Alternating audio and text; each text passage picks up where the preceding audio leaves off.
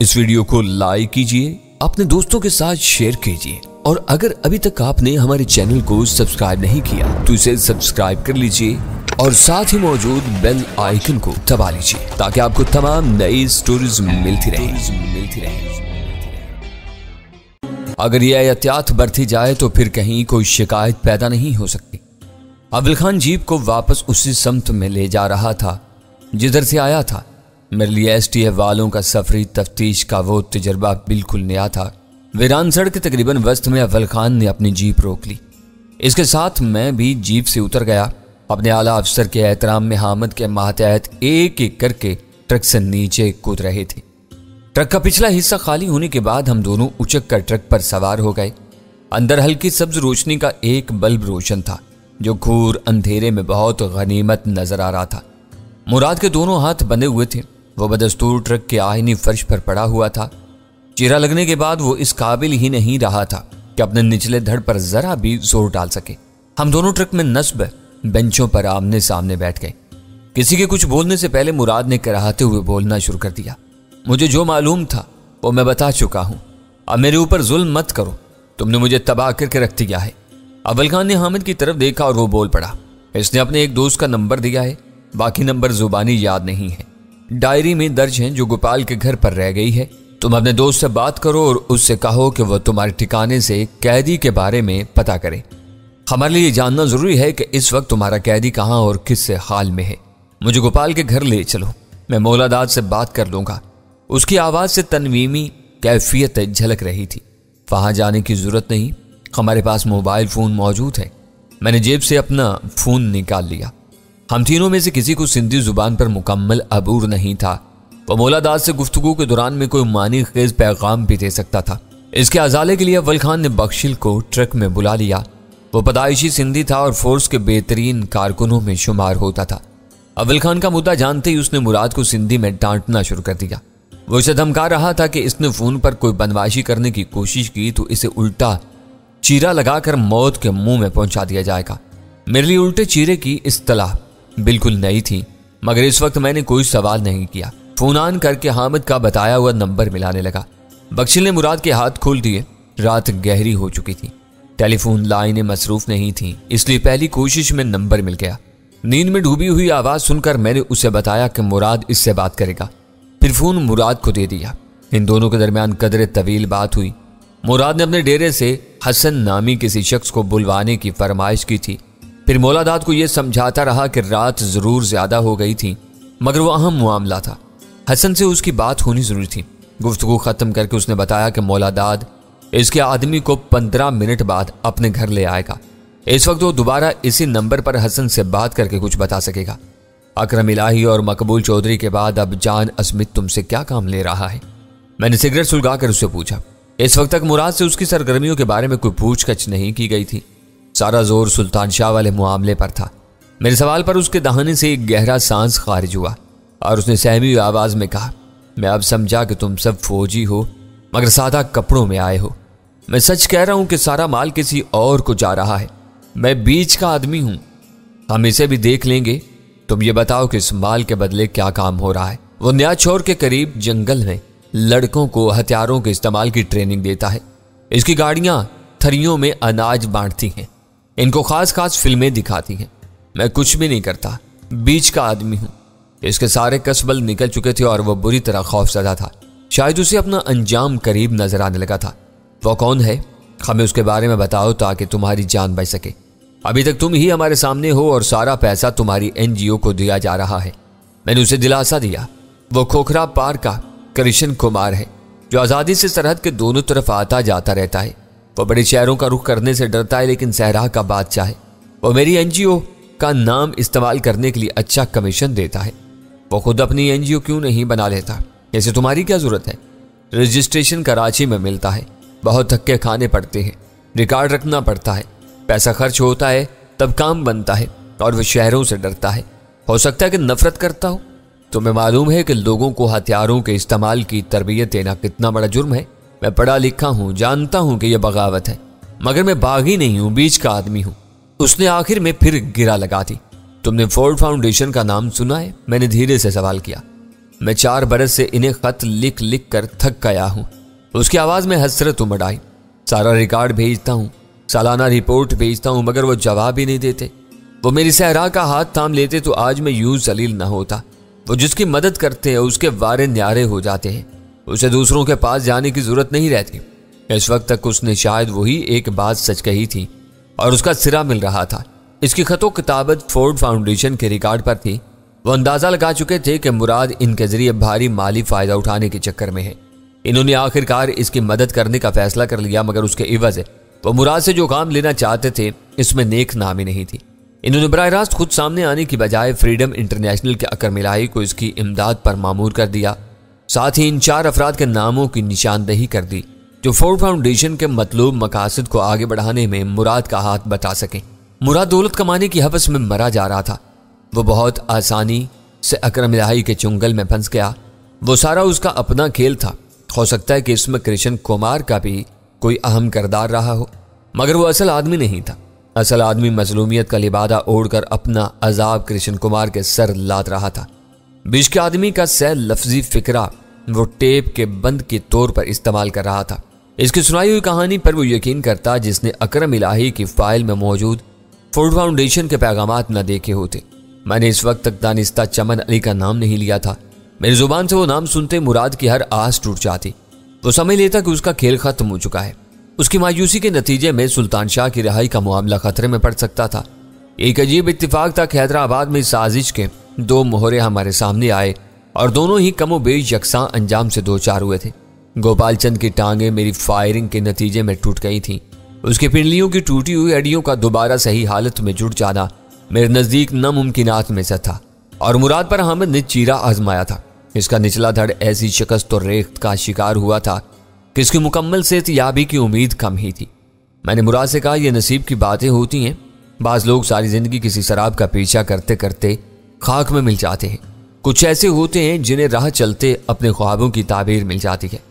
तुम्हें वो नहीं, इन जैसे सरप्रस्त मिल गए। वो मुझे नहीं मिले। तो मेरी बात सुन नहीं रहे या सुन रहे हो तो समझ नहीं रहे कि कृष्ण कुमार शहरों के इंसानी जंगल से डरता है। मेरे जरिए ये सब उसी को मिला है। मेरा क्या था? बस थोड़ा सा कमीशन। मेरे ख्वाब तो अभी तक अधूरे हैं। गोपाल के घर के बाहर तुम्हारी पजीरो नजर नहीं आई। वो गाड़ी जरूर मेरी है और मैं उसे एहतियात से एक बंद गैराज में रखता हूँ। न जाने अब मैं कितने दिनों तक उसे नहीं चला सकूंगा। तुमने ये नहीं बताया कि तुम्हें फोर्ड फाउंडेशन अचानक क्यों याद आ गई थी। तुम्हारा दोस्त गोपाल फोर्ड फाउंडेशन का आदमी है। मौका मिलने पर मैंने 4 में से एक नाम उस पर खोल दिया। फिर भी चमन अली का कोई हवाला नहीं दिया। जब तुम पिट रहे थे तो वो नशे में धाड़ रहा था कि वो फोर्ड फाउंडेशन का मुअज़्ज़ज़ रुकन है।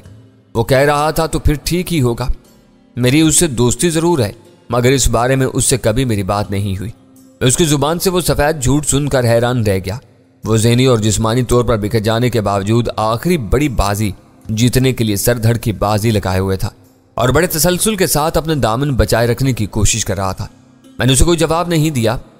मुझे हैरत थी कि इसने मेरी आवाज़ नहीं पहचानी थी या फिर यह असल आवाज़ और मोबाइल फ़ोन पर गूंजती हुई आवाज़ का फ़र्क था कि वो धोखा खा रहा था और मुझ पर मकबूल चौधरी का ख़ास आदमी होने का इल्ज़ाम नहीं लगा सका था।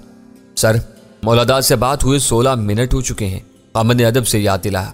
मैंने पहला मिलाया हुआ नंबर रीटाइल करते ही फ़ोन मुराद को दे दिया और जल्दी से कहा, हसन को बता देना कि तुम किस हाल में हो। इसकी गुफ्तगू शुरू हो गई।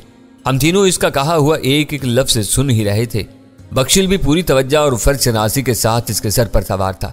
मुझे ख्याल आया कि वो अपने एक मुलाजिम या कारकुन से बात कर रहा था। हसन क्या कह रहा था यह हमारे इल्म में नहीं था। हम सिर्फ वो सुन रहे थे जो मुराद कह रहा था। इसने सारे खेल में अपने किरदार के बारे में जिस तवातुर से झूठ बोले थे, इनके पेशे नज़र उससे कोई बात बाईद अज क्यास नहीं थी। इसका जिस्म बुरी तरह मजरूह था, लेकिन इसका दिमाग काम कर रहा था, या फिर वो खुद को इब्तदाई सदमे से बहुत जल्द संभालने में कामयाब हो चुका था। मेरे लिए वो काबिल एतबार नहीं था। उन पर उसकी बातों से यूं जाहिर हो रहा था जैसे मतलूब कैदी मीरपुर खास में ना हो और कृष्ण कुमार उसे कहीं आगे ले गया हो। इसने हसन को अपनी पोजीशन बता दी थी। वो कह रहा था कि उसे शायद कैदी के बदले ही फौजियों की तहवील से निजात मिलेगी। कैदी को कुछ हुआ तो खुद उसकी जिंदगी खतरे में पड़ सकती थी। कृष्ण कुमार को यह बात मालूम हो जानी चाहिए थी। एन मुमकिन था कि वो अपने एक तरफा मुकालमों से हसन को समझा रहा हो कि हमें किस राह पर ले जाना चाह रहा था। ऐसी सूरत में हसन से बात करने का कोई फायदा नहीं था। वो भी वही राग अलापता जो मुराद सुना रहा था। हसन से भी उसकी गुफ्तगू खत्म हो गई। उसने फोन मुझे लौटाते हुए मायूसाना आवाज में कहा, कैदी ठीक ठाक है, लेकिन कृष्ण कुमार उसे मीरपुर खास से कहीं आगे निकाल ले गया है। कैदी से उसका कोई वास्ता नहीं था, मगर वो अपनी मर्जी का मालिक है, जो चाहता है कर गुजरता है।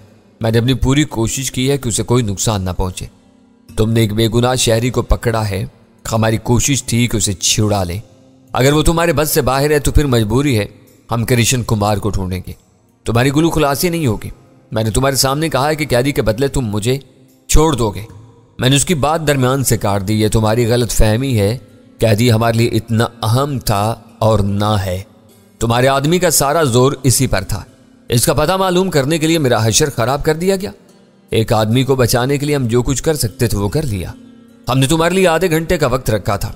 तुम जुबान न खोलते तो तुम्हें किसी ट्रेन के नीचे दे दिया जाता। तुमने जुबान खोली है, इसलिए हम तुम्हें अपने साथ ले जाएंगे। वो खामोश होकर गहरे गहरे सांस लेने लगा, जैसे उसकी तकलीफ में एकदम इजाफा हो गया हो। मैंने अव्वल खान को इशारा किया और हम दोनों खामोशी के साथ ट्रक के अगबी हिस्से से नीचे उतर गए। इसने तो सब कुछ उलझा दिया। ट्रक से कदरे दूर हटते ही अव्वल खान पुरतशवीश आवाज में बोला, सब इसकी बदमाशी है। इसका दमखम आहिस्ता आहिस्ता वापस लौट रहा है। कमाल है, मुझे तो यूं महसूस हो रहा था कि तुम उसकी बातों से मुत्तफिक हो। सुल्तान शाह की जिंदगी की खातिर मैं इसे यह तासुर दे रहा था, वरना मैंने इसकी नीयत का खोट भांप लिया था। इसी वजह से मैंने उसे चमन का कोई जिक्र नहीं किया। अव्वल खान को ट्रक में मौजूद नाकाफी सब्ज रोशनी की वजह से मेरे चेहरे के तासुरात देखने का मौका मिला, न हम दोनों के दरमियान बराह रास्त बातचीत की नौबत आई थी। इसे जरा भी अंदाजा नहीं था कि मैं मुराद के बारे में किस नहज पर सोच रहा था। मैंने मुराद के बयान के तजादात की तरफ उसकी तवज्जो मबजूल कराई तो वो फौरन मेरा हम ख्याल हो गया। हम एक बंद गली के सिरे पर पहुंच चुके हैं। अव्वल खान ने तफक्कुर अमेज लहजे में कहा, अगर मुराद झूठ बोल रहा है तो सुल्तान शाह कहाँ है? हमें क्या करना चाहिए? मुझे शुबा है कि सुल्तान शाह अभी तक मीरपुर खास में है। मुराद और हसन की बात होने के बाद इसे वहां से हटा दिया जाए तो और बात है। दूसरी तरफ नया छोर के तरबीती कैंप का मामला भी संगीन है। हमें तेजी के साथ वहां पहुंचना होगा। ज्यादा वक्त गुजर गया तो सुल्तान शाह के साथ मुराद के अहम साथी भी गायब हो जाएंगे।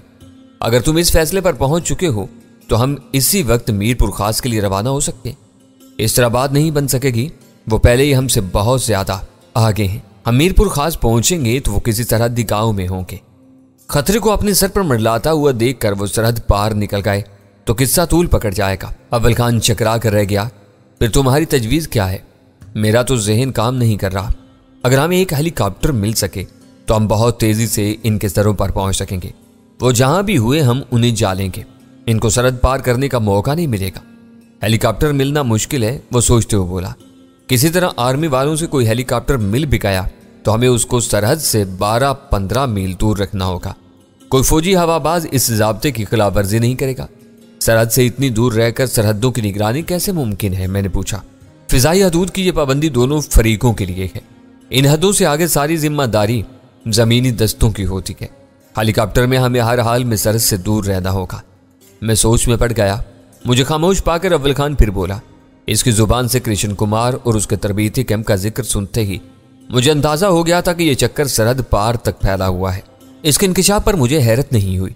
हालात के रुख से पता चल रहा था कि इन मामलात में सरहद पार वाले जरूर मुलव्विस हैं। धनीराम, गोपाल चंद और अब कृष्ण कुमार की मौजूदगी के बाद किसी शक को चुभे की कोई गुंजाइश नहीं रह जाती। इस वक्त सुल्तान शाह का मामला दरपेश न होता तो हमें कोई परेशानी न होती। इनसे आराम से निमट लिया जाता। क्यों ना हम तबादले के बारे में मुराद की तजवीज़ कबूल कर लें? अव्वल खान ने यूं कहा जैसे उसे कोई अनोखी बात सूझी हो।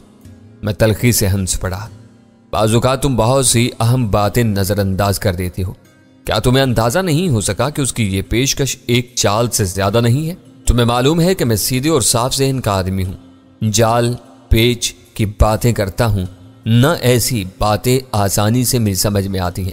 ये कहकर वो भी हंसा फिर बोला, ऐसे मामलात में हमेशा तुम मेरी मदद करते हो।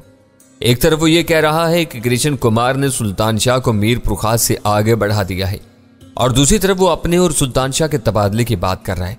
क्या ये दोनों मुतजाद बातें नहीं हैं? बिल्कुल एक दूसरे की जिद हैं। उसने एतराफ किया। हो सकता है कि इसके पास कोई मुतबादल राह हो। कोई राह नहीं है, मैंने वसूख से कहा। चीरा लगने के बाद वो इतना खस्ताहाल है कि जिस्मानी तौर पर फरार की कोई कोशिश नहीं कर सकता। वो हमें घेर घार कर अपने गढ़ में ले जाना चाहता है। ताकि उसके आदमी इसे हमारे कब्जे से निकाल सके। वह हमें फौजी समझ रहा है। अव्वल खान ने हैरत से कहा, क्या यह मुमकिन है कि कोई मुजरिम फौज से इस कदर खुला तसादुम मोल लेने के बाद आफियत के साथ यहाँ रहने का तसव्वुर कर सके? शरद पार उसके हमदर्द मौजूद हैं तो उसे यहाँ रहने की जरूरत ही नहीं है। वो एक बार रस्सी तुड़वाने में कामयाब हो जाए तो पल भर के लिए भी इस सरजमीन पर नहीं रुकेगा। वह हर कीमत पर अपनी आज़ादी का ख्वाह है। दूसरी सूरत में उसे नोश्ता दीवार साफ नजर आ रहा होगा। इसी वक्त वीरा और गजाला भी हमारे पास आ मौजूद हुई। आज़ादी या मौत है, इसके सामने इन दो के सिवा तीसरा रास्ता नहीं है। फिर भी तुम्हारी तसल्ली के लिए इस तबादले के मौजू पर बात करने के लिए तैयार हूं। मैंने अपनी आमादगी जाहिर करते हुए कहा, देखते हैं कि वो क्या जवाब देता है। तुमने मेरी आंखें खोल दी हैं। तुम्हारी वजाहतों के बाद इस मशक की कोई जरूरत नहीं रह जाती। अव्वल खान ने पूरे खलूस के साथ अपने मुआक्कफ से पसपाई इख्तियार कर ली।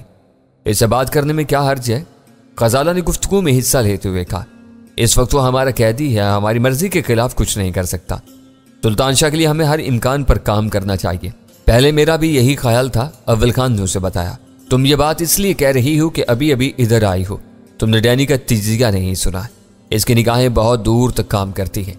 गजाला ने इसे मजीद बोलने का मौका नहीं दिया। मैं ये नहीं कह रही कि वो जो कुछ कहे उस पर आंखें बंद करके अमल करना शुरू कर दो। वो वाकई बहुत मकार और झूठा आदमी है, मगर एक कोशिश कर लेने में क्या हर्ज है। वीरा ने भी गजाला की तायद की और मैं चिढ़ गया। मेरे दिमाग में इतना दम नहीं था कि सारी बातें इनके सामने दोहरा कर इन्हें अपनी राय तब्दील करने का मशवरा देता। मेरे इनकार के बाद अगर खुदा न खास्ता सुल्तान शाह के साथ कोई इंसानिया रुनमा हो जाता तो गजाला और वीरा के दिलों में उम्र भर के लिए मेरी तरफ से बदगुमानी जड़ पकड़ लेती। मैं इनसे बात किए लेता हूँ, तुम दोनों भी ट्रक में आ जाओ, मैंने संजीदगी से कहा। शायद हमारा इसके सामने जाना मुनासिब न हो। गजाला ने कहा, आप ही अव्वल खान के साथ हो आए। ट्रक में बहुत कम रोशनी है, वो पलट कर तुम्हें नहीं देख सकेगा। मैं चाहता हूं कि तुम दोनों सारी गुफ्तगू अपने कानों से सुन लो ताकि बाद में कोई दलील या हुज्जत बाकी न रह जाए। एक मरतबा यह किस्सा खत्म हो जाना चाहिए। शायद हमारा मशवरा तुम्हें नागवार गुजरा है। वीरा ने बेलाग अंदाज में अपने दिल की बात कह डाली। हरगिज नहीं, मैंने सफाई से उसका सही अंदाजा मुस्तरद कर दिया। हम में से कोई भी सुल्तान शाह का बदख्वाह नहीं है। कुछ ना करने के मुकाबले में कुछ कर गुजरना ही ज्यादा बेहतर रहेगा। बाज़-औक़ात अकल और दलील धरी की धरी रह जाती है, महज मुकद्दर की यावरी की बिना पर कोई मोइज़ा रूनमा हो जाता है। शायद इस बार भी ऐसा हो जाए। हाँ, मैं ट्रक से उतर आया था। ट्रक में हथियारों के साथ फाजल गोलियों वगैरह की भारी मिकदार में मौजूद थी, इसलिए बख्शिल को मुराद की निगरानी के लिए ट्रक में छोड़ दिया गया। हम चारों वहां पहुंचे तो खवातीन की सहूलत के लिए क्लैंप खोलकर ट्रक की पिछली दीवार नीचे गिरा दी गई। वो दोनों उछल कूद में खासी महारत रखती थीं। किसी सहारे के बगैर ट्रक में सवार होकर खामोशी से बेंच के आखिरी सिरे पर पहुंच गई। बख्शिल फौरन नीचे आ गया और हम दोनों फिर से मुराद के सर पर सवार हो गए। ट्रक में होने वाली हलचल ने मुराद को मुस्तरिब किया हुआ था। हल्की रोशनी में उसने हमारे चेहरे देखे तो उसकी आंखों में हैरत सी उमड़ आई और उसने फंसी फंसी आवाज में पूछा, ट्रक बहुत देर से रुका हुआ है, तुम सफर शुरू क्यों नहीं करते? ट्रक अपने वक्त पर चलेगा, यह बताओ कि तुम क्या सोच रहे हो? मैंने उससे पूछा। हिलने जुलने से माजूर एक बेबस कैदी हूं, मैं अपने मुस्तकबिल के सिवा क्या सोच सकता हूं? तुम आज पकड़े जाने वाले आदमी के साथ अपने तबादले की बात कर रहे थे। वो कब तक हैदराबाद आ सकता है? वो कृष्ण कुमार के कब्जे में है, इसका हैदराबाद आना मुश्किल है। तुम्हें मीरपुर खास जाना होगा। अव्वल खान ने सर उठाकर मेरी तरफ देखा मगर मुंह से कुछ नहीं बोला। मैं बदस्तूर मुराद से बात करता रहा। कैदी मीरपुर खास में नहीं है तो हम वहां जाकर क्या करेंगे? मुझे अब फिर हसन से बात करनी पड़ेगी। कृष्ण कुमार के पीछे आदमी दौड़ाना पड़ेगा। वो बड़ा आदमी जरूर है मगर मेरी इज्जत करता है। जब उसे मालूम होगा कि कैदी के बदले मेरी जान बच सकती है तो इसे मीरपुर खास ले आएगा, और अगर ऐसा ना हुआ तो? मैंने चुपते हुए लहजे में कहा, यह मेरा मान है। मुझे यकीन है कि कृष्ण कुमार मेरा मान नहीं तोड़ेगा। उसे शहरों में भाग दौड़ करने वाले एक पढ़े लिखे आदमी की जरूरत है। वो मेरी बात नहीं टालेगा। तुमने हमारे साथ कोई धोखा किया तो तुम्हारा हशर बहुत खराब होगा। अव्वल खान खामोश नहीं रह सका। तुम फौजी हो, यह बात मैं भी जानता हूं कि तुम्हें धोखा देकर मैं कहीं नहीं बच सकूंगा। ज्यादा से ज्यादा यह होगा कि कृष्ण कुमार मेरा मान न रखे, आने से इनकार कर दे। तुम लौट आना, मैं भी खुद को अपने नसीब के हवाले कर दूंगा। अव्वल खान ने पहलू बदल कर बेचैनी से मेरी तरफ देखा। मेरे पास कहने के लिए कुछ नहीं था। बादियुन नजर में मुराद जरीफ की तजवीज बहुत सीधी और काबिले अमल नजर आ रही थी। इसमें इसके मन में छुपे हुए इस खोट का नामो निशान तक नहीं था जो मेरी आंखें देख रही थी। मेरे लिए वो एक मुश्किल सूरत हाल थी। सुल्तान शाह से वीरा और गजाला की गहरी जज्बाती वाबस्तगी की वजह से मैं इस नाजुक मौका पर अपना फैसला मुसल्लत नहीं करना चाहता था। मैंने मोबाइल फोन निकालकर रीडायल बटन दबाया और एक मरतबा फिर मुराद को फोन थमा दिया। इस बार उसकी गुफ्तगू का मुकम्मल मफहूम समझने के लिए मैंने बख्शिल को बुलाने की जरूरत महसूस नहीं की थी। मेरा अंदाजा था कि एक मरतबा फिर वही चक्कर चलेगा।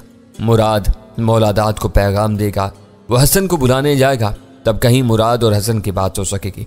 मगर मुराद के इब्तदाई जुमलों से वाज़ेह हो गया कि हसन अपने ठिकाने पर लौटने के बजाय इस वक्त तक मौलादात के पास बैठा हुआ था। मुराद ने उसे अपने तबादले की खुशखबरी सुनाकर ताकीद की कि वो इसी वक्त मीरपुर खास से नया छोर तक सारे ठिकानों पर कृष्ण कुमार को तलाश करे और उसे सब कुछ बताकर कैदी के साथ मीरपुर खास ले आए। अब हमें कैसे पता चलेगा कि कृष्ण कुमार मीरपुर खास पहुंच गया है? अव्वल खान ने खालिल ज़ैनी के आलम में पूछा। वो भूल गया था कि हमें हैदराबाद में रुक कर इस अमर की तस्दीक करने की बजाय मीरपुर के लिए रवाना होना था। वहां पहुंचकर ही मालूम होता कि कृष्ण कुमार कौन है और किस हद तक मुराद की तवक्कात पर पूरा उतरता है। यहां रुककर इंतजार करो तो 3-4 घंटों तक पता चल जाएगा। मुराद ने अपनी पिछली बात दोहराने की बजाय तहम्मुल से जवाब दिया। वक्त बचाने के लिए बेहतर होगा कि हम मीरपुर खास चलते हैं, तुम्हें वहां ज्यादा नहीं रुकना पड़ेगा। ठीक है। अव्वल खान ने अपनी जगह छोड़ दी और हम चारों ट्रक से नीचे उतराए। वीरा और गजाला इस गुफ्तगू से बहुत खुश थी। अव्वल खान मुस्तरिब था और मैं दिल ही दिल में सिर्फ बेहतरी की दुआ कर रहा था। एसटीएफ वालों के लिए खबर खासी सनसनीखेज साबित हुई कि सफर की मंजिल बदल गई थी और काफिले को कराची की बजाय मीरपुर खास की तरफ जाना था। एक फैसला होने के बाद सब चंद मिनट में अपनी अपनी जगहों पर पहुंच गए। रात के सन्नाटे में जीप और ट्रक के इंजनों की तेज गुर्राहटें गूंजी और हेडलैम्प्स की रोशनी में नए सफर का आगाज हो गया।